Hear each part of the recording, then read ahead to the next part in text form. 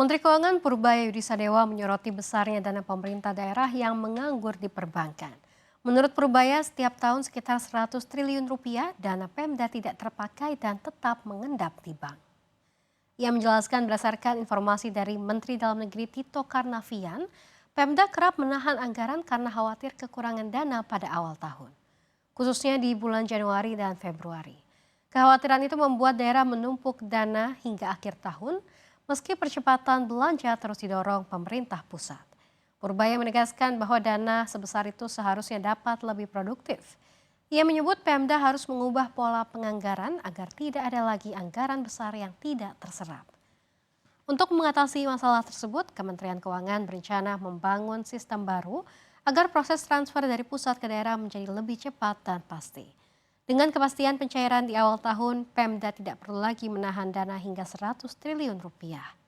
Selain itu, Purbaya juga akan menugaskan jajarannya untuk berdialog langsung dengan Pemda, guna memastikan daerah memahami tata cara penganggaran dan belanja yang lebih efisien. Sistem baru ini diperkirakan dapat mulai diterapkan tahun depan. Purbaya berharap pada akhir 2026 tidak ada lagi dana daerah yang menganggur dalam jumlah besar dan seluruh anggaran dapat memberikan dampak signifikan bagi perekonomian nasional.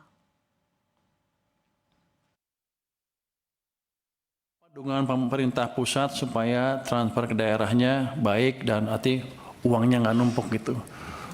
Saya pelajarin salah satu penyebabnya adalah mereka takut kenapa uangnya numpuk ya sampai akhir tahun kan. Walaupun seperti sekarang udah dipercepat, terus setiap tahun tuh mereka ada sekitar 100 triliun uang nggak kepake. Kalau menurut Pak Tito itu karena mereka takut Januari, Februari nggak ada uang sehingga daerahnya nggak jalan, jadi tabung 100. Tapi kan untuk saya uangnya nganggur 100 triliun.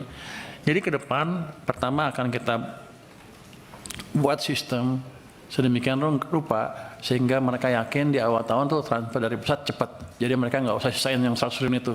Jadi bisa dihabisin itu tambahan tersendiri. Yang kedua, kita akan diskusi atau edukasi dengan daerah ya.